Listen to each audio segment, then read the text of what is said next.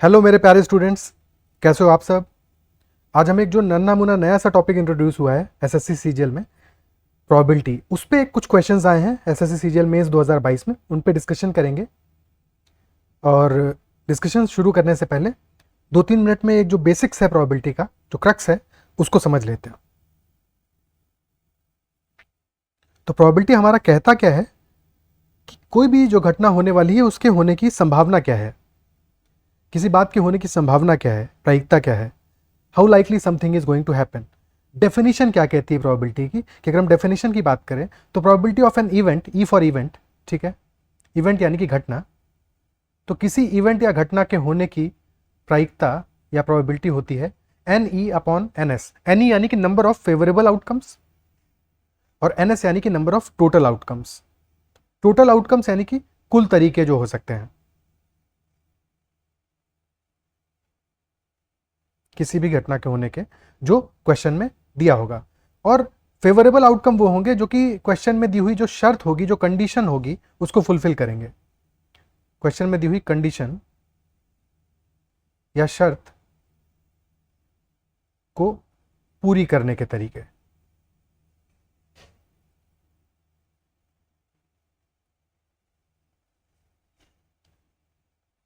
ठीक है, तो हमारा प्रोबेबिलिटी हो जाएगा number of favourable outcomes divided by number of total outcomes. अब यहां पे हमारा ऑब्वियसली हमें समझना जरूरी है कि जो भी हमारा प्रोबेबिलिटी होगा, अगर कोई भी ऐसा कंडीशन नहीं है जिससे कि उस शर्त को पूरा किया जा सके, यानी कि कोई भी ऐसा इवेंट नहीं है। लेट अस से हमने एक कॉइन को टॉस कराया, तो अगर हम कॉइन को टॉस कराएंगे तो या तो हेड आएगा या तो टेल आएगा, है कि नहीं। अब अगर या फिर हम एक डाइस को थ्रो करें, तो जब डाइस को थ्रो करेंगे तो उसमें 6 आउटकम्स होंगे, 1 2 3 4 5 6 में से कुछ एक आएगा। अब अगर क्वेश्चन हमसे पूछे कि इस बात की प्रोबेबिलिटी क्या होगी कि आउटकम हमारा डाइस को थ्रो करने पे 7 आए, तो नहीं पॉसिबल है, इम्पॉसिबल है, नहीं आ सकता, है कि नहीं। ऐसा तो कभी नहीं हो सकता कि 7 आ जाए। तो अगर ऐसा पॉसिबल नहीं है, इम्पॉसिबल इवेंट होगा कोई भी हमारा, तो उसके होने के तरीके 0 होंगे, उसके होने की प्रोबेबिलिटी 0 हो जाएगी। प्रोबेबिलिटी ऑफ इवेंट कि हमारा 7 आउटकम आए, इसके होने के तरीके 0 हो जाएंगे, इसकी प्रोबेबिलिटी 0 होगी, क्योंकि ये हो ही नहीं सकता, 0% पॉसिबिलिटी है इसका। सेकेंड हो कि हमारा जो आउटकम आए वो 1 से लेकर 6 के बीच में आए, तो ये तो श्योर शॉर्ट इवेंट है, होना ही होना है। या तो 1 आएगा या 2 आएगा या 3 या 4 या 5 या 6, तो 1 और 6 के बीच में ही कोई नंबर आने वाला है, इंक्लूडिंग 1 और 6। ठीक है, तो इसके होने के 100% तरीके हैं, तो इसकी प्रोबेबिलिटी हमारी 1 हो जाएगी। क्या ये बात समझ में आती है, क्या ये बात क्लियर है। तो कोई भी इवेंट होने की जो प्रोबेबिलिटी है हमारी, वो हमेशा 0 से 1 के बीच में होगी। अगर 0 है यानी कि वो इवेंट होना इम्पॉसिबल है, नहीं हो सकती, और अगर 1 है यानी कि वो इवेंट होनी ही होनी है, वो तो अवश्यंभावी है, श्योर इवेंट है। ठीक है, क्या ये बात क्लियर होती है। ओके, अब एक कॉन्सेप्शन यहां पे हमारा पीएनसी के भी कुछ कुछ फंडे हैं जो हमें समझ में आने चाहिए, कि अगर हम एन में से आर चीजों को चुन रहे हैं,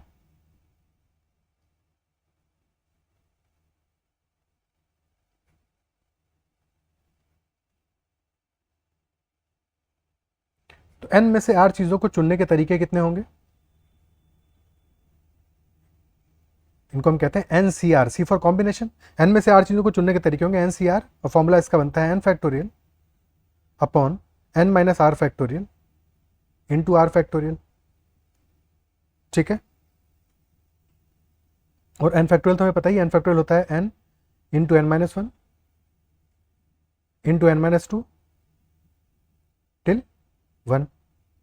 ठीक है, अब यही अगर मैं एन में से एन चीजें हमें दी हुई हो, ठीक है, माना हमारे पास टोटल एन बॉल्स हैं, एन में से हमारे पास आर रेड बॉल्स हैं और एन माइनस आर यानी कि बची हुई ब्लू बॉल्स हैं। ठीक है, और हमें इनको अरेंज करना है, और ये जो आर रेड बॉल्स हैं ये सब आइडेंटिकल हैं, एक जैसी हैं। Similarly N minus R blue balls ये भी आइडेंटिकल हैं, एक जैसी हैं।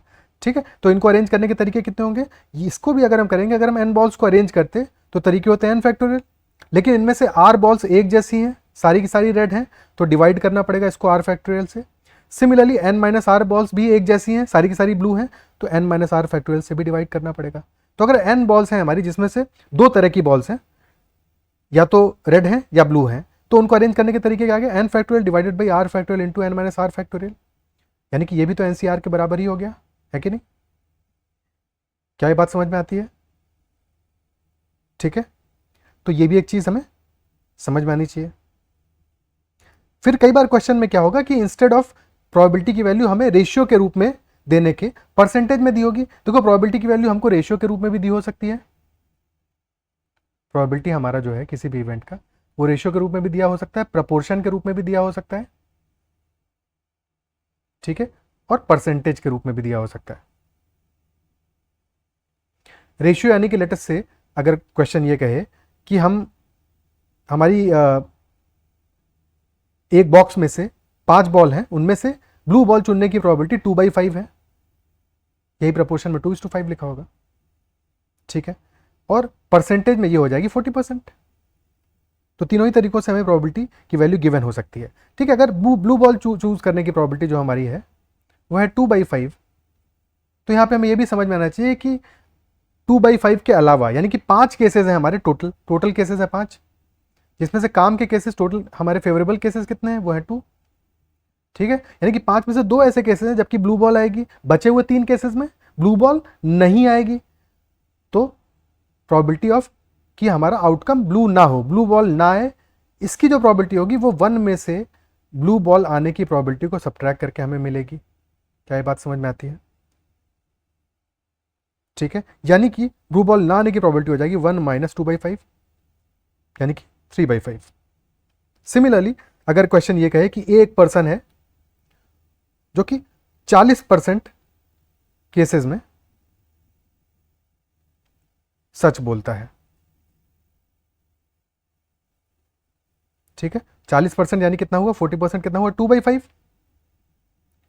तो यानी कि प्रोबेबिलिटी कि ए सच बोलेगा, probability that A speaks truth, ठीक है, इसकी प्रोबेबिलिटी क्या होगी, 2/5। और क्वेश्चन पूछे कि ए झूठ बोले, इसकी प्रोबेबिलिटी क्या होगी, तो इसकी प्रायिकता हमारी आ जाएगी 1 माइनस 2/5, यानी कि 3/5। ओके, तो यहां से हमें ये चीज समझ में आई कि किसी भी इवेंट के होने की प्रायिकता, अगर हमें पता है किसी क्वेश्चन में कि किसी भी इवेंट के होने की प्रायिकता हमारी x है, तो उस इवेंट के ना होने की प्रायिकता 1 माइनस x हो जाएगी, ठीक है।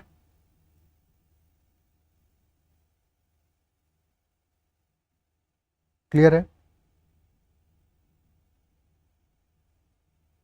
अब एक क्वेश्चन करते हैं, Virat Kohli hits a boundary 2 out of 5 times. इसके तुरंत बाद हम क्वेश्चंस करना स्टार्ट कर देंगे जो एसएससी सीजीएल में आए हैं मेंस में, ठीक है। ये कह रहा है कि Virat Kohli hits a boundary 2 out of 5 times, यानी कि 5 में से 2 बार विराट कोहली चौका लगाता है।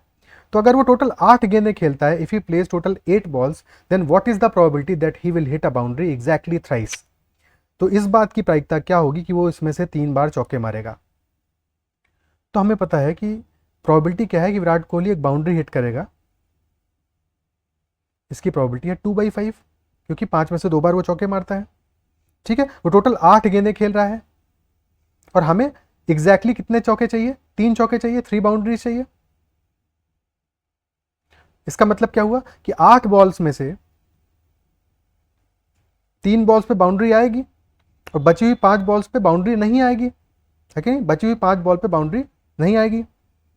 क्या ये बात समझ में आती है? ठीक है, बाउंड्री आने की प्रोबेबिलिटी कितनी है, 2/5, और बाउंड्री ना आए इसकी प्रोबेबिलिटी क्या होगी, 1 माइनस 2/5, यानी कि 3/5।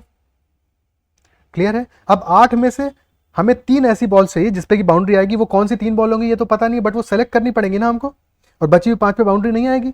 तो यानी कि 8 में से हम 3 ऐसी बॉल्स को सेलेक्ट करेंगे, 3 ऐसे बॉल्स को सेलेक्ट करेंगे जहां पे कि बाउंड्री हमें चाहिए, बची हुई 5 में बाउंड्री नहीं आएगी। तो 8 सी तरीके से हम ये सिलेक्शन कर सकते हैं। फिर हमको पता है बाउंड्री एक आने की प्रोबेबिलिटी कितनी है, 2/5, लेकिन हमें 3 बाउंड्रीज चाहिए, 3 गेंद पे बाउंड्री चाहिए, तो 2/5 का होल क्यूब हो जाएगा। क्या बात समझ में आती है? ठीक है, भाई किसी एक बार बाउंड्री आने की प्रोबेबिलिटी क्या है 2/5 और एक बार बाउंड्री नहीं आने की प्रोबेबिलिटी क्या है 3/5। तो हमें 3 बार बाउंड्री चाहिए और 5 बार बाउंड्री नहीं चाहिए। 3 बार बाउंड्री चाहने की प्रोबेबिलिटी होगी 2/5 और 5 बार बाउंड्री नहीं आने की प्रोबेबिलिटी होगी 3/5 टू द होल पावर 5।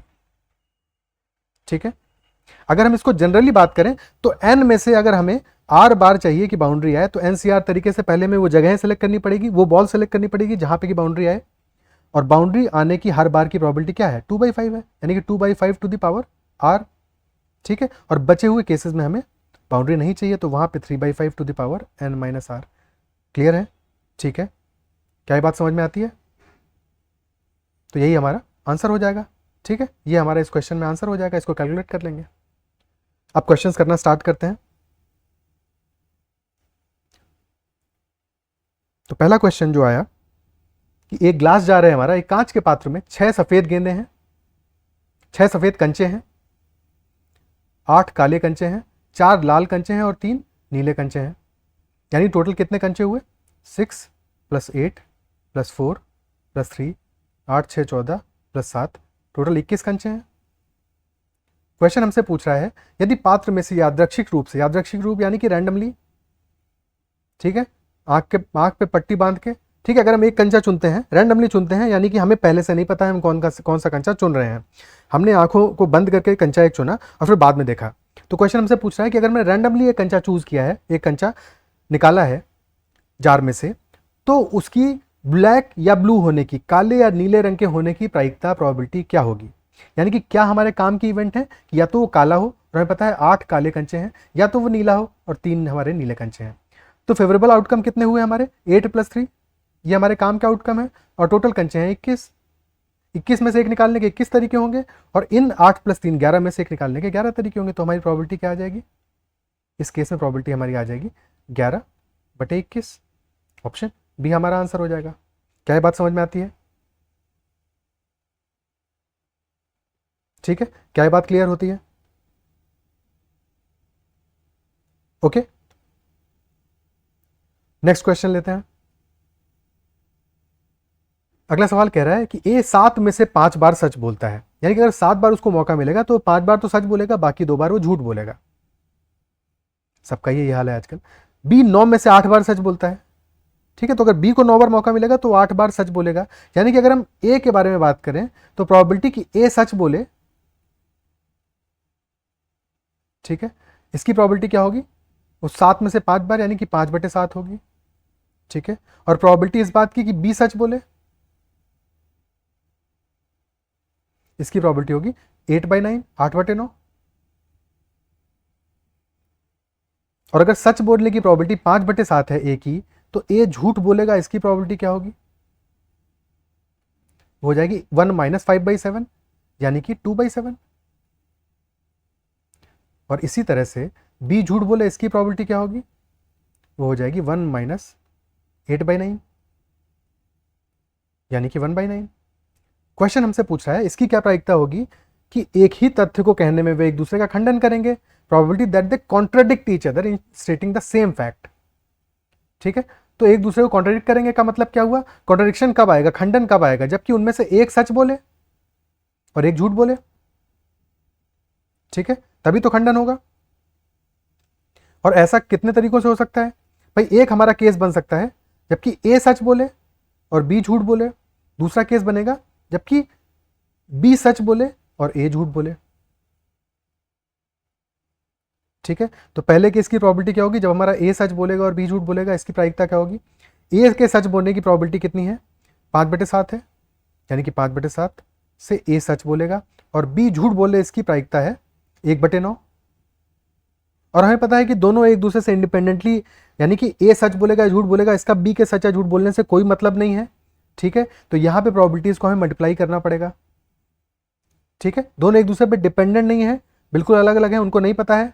ठीक है, हो सकता है एक कमरे में हम ए से पूछ रहे हैं, दूसरे कमरे में बी से पूछ रहे हैं, उनको आपस में नहीं पता कि किसने सच बोला है किसने झूठ बोला है। ठीक है, क्योंकि ऐसा इस क्वेश्चन में कहीं भी मेंशन नहीं है कि उन दोनों को पता है या वो प्लान करके सच या झूठ बोल रहे हैं। तो यहाँ पे हमें प्रोबेबिलिटीज को मल्टीप्लाई करना पड़ेगा। 5/7 × 1/9 यानी कि 5/63 प्रोबेबिलिटी आ जाएगी पहले केस की। दूसरे केस में क्या होगा, बी सच बोलेगा, बी के सच बोलने की प्रोबेबिलिटी 8/9, और फिर ए झूठ बोलेगा यानी कि 2/7 8/9 इंटू 2/7, 16/63 आ जाएगा। ठीक है, दो में से कोई एक केस होगा, या तो पहला केस होगा, या तो 1 होगा, या 2 होगा। और का मतलब क्या होता है, एडिशन होगा, यहाँ पे जुड़ेगा, है कि नहीं। तो इन दोनों प्रॉपर्टीज को हम जोड़ लेंगे, हमारा आंसर आ जाएगा 5/63 प्लस 16/63, यानी कि 5 + 16 21/63, जो कि हो जाएगा 1/3। ऑप्शन डी हमारा आंसर हो जाएगा। क्या ये बात समझ में आती है? ठीक है, क्लियर है। अगला क्वेश्चन देखते हैं। क्वेश्चन नंबर 3 कह रहा है 3 स्टूडेंट्स हैं, 3 छात्र ए, बी और सी हैं, और उनके एक समस्या को हल करने की प्रोबेबिलिटी, हल करने की प्रायिकता 3/7, 5/9 और 1/3 है। तो समस्या के हल होने की प्रायिकता क्या होगी?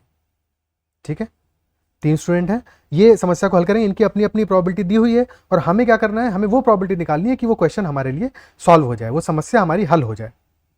ठीक है, अब समस्या कैसे कैसे हल हो सकती है, क्या तो उसको ए हल कर दे, या बी कर दे, या सी कर दे, या ए और बी दोनों कर देंगे तो भी कोई दिक्कत नहीं है, बी और सी दोनों कर देंगे तो भी कोई समस्या नहीं है, ए और सी दोनों कर देंगे तब भी कोई दिक्कत नहीं है, और हो सकता है तीनों ही सॉल्व कर दें।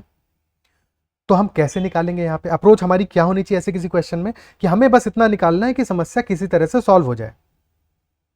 ठीक है, तो क्या हम ये नहीं कह सकते कि हम बजाय कि समस्या को हल होने की प्रोबेबिलिटी निकालेंगे, क्योंकि वहां पे बहुत सारे केसेस बनेंगे, या तो कोई एक हल करे, या तो कोई 2 हल करें, या तो तीनों हल करें, क्योंकि तीनों टाइप के केसेस बनेंगे।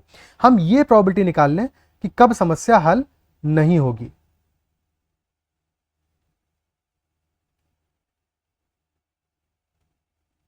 क्योंकि समस्या तब ही हल नहीं होगी जब ए बी सी तीनों में से कोई भी उसको हल ना कर पाए, है कि नहीं भाई, ए भी हल ना कर पाए। ठीक है, देखो हल करने की प्रोबेबिलिटी हमें पता है, अगर पी ए है तो हल ना करने की प्रोबेबिलिटी होगी पी ए, बाहर से रिप्रेजेंट करते हैं, जो कि 1 - पी होगा। ठीक है, और इसकी वैल्यू क्या होगी, 1 - 3/7, यानी कि 4/7। सिमिलरली बी हल ना कर पाए, इसकी प्रायिकता क्या होगी, 1 - 5/9, यानी कि 4/9। और ठीक इसी तरह से सी भी हल ना कर पाए, इसकी प्रायिकता होगी 1 - 1/3, यानी कि 2/3। तो समस्या हल नहीं हो, इसकी प्रायिकता होगी ना उसको ए हल कर पाए, ना बी हल कर पाए, और ना ही सी हल कर पाए। ठीक है, और तीनों को आपस में तो पता नहीं है, तीनों अलग अलग सॉल्व करने की कोशिश कर रहे हैं, तो तीनों ही हल ना कर पाए। पहला ए हल नहीं कर पाएगा, इसकी प्रायिकता 4/7 है, बी नहीं कर पाएगा, इसकी प्रायिकता 4/9 है, और सी हल नहीं कर पाएगा, इसकी प्रायिकता 2/3 है।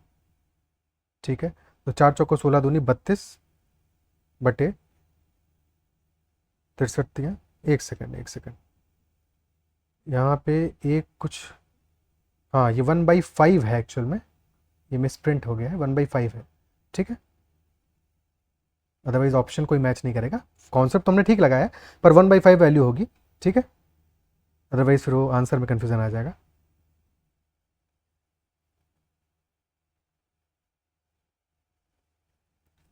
तो यहाँ पे 1 - 1/5 यानी कि 4/5 होगी। ठीक है, सी के लिए प्रोबेबिलिटी 4/5 होगी। तो 4 का क्यूब यानी कि 64/2 गुणे 5, 64/315, ये हमारी इस बात की प्रायिकता आ जाएगी कि समस्या हल नहीं हो। लेकिन क्वेश्चन तो हमसे समस्या हल होने के लिए पूछ रहा है ना। ठीक है, तो हमें 1 में से इसको सब्ट्रैक्ट करना पड़ेगा, तो प्रोबेबिलिटी की समस्या हल हो जाए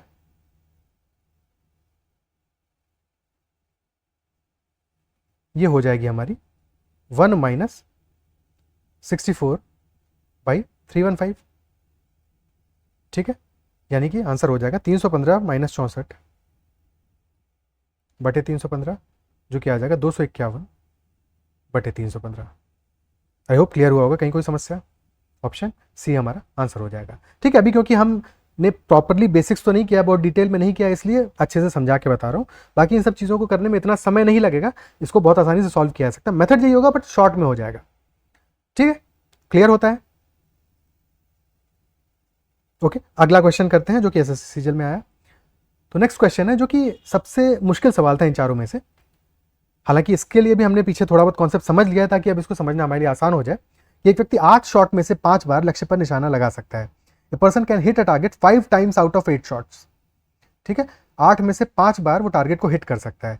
अगर वो 10 शॉट फायर करता है, if he fires 10 shots, then what is the probability that he will hit the target twice.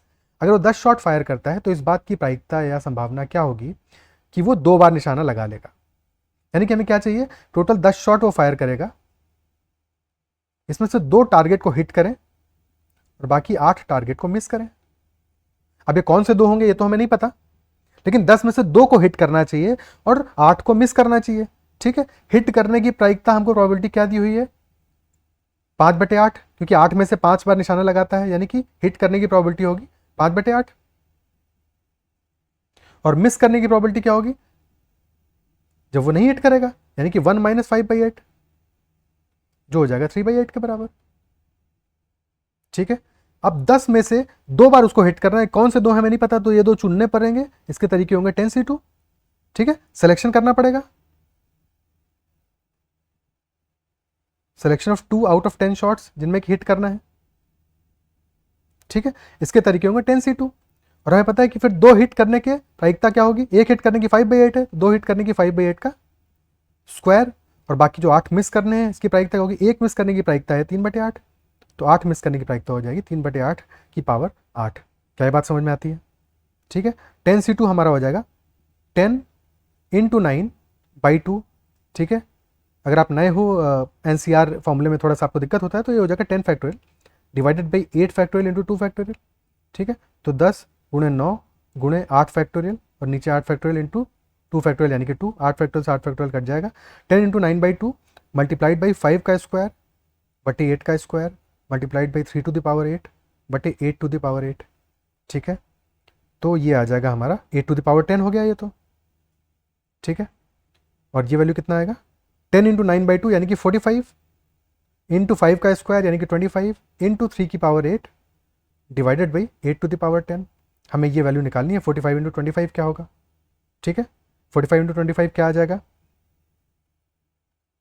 45 × 25 ये हमारा होगा, ये 35 से 10 कम है, ये 35 से 10 ज़्यादा है, तो ये हो जाएगा 35 का स्क्वायर माइनस 10 का स्क्वायर।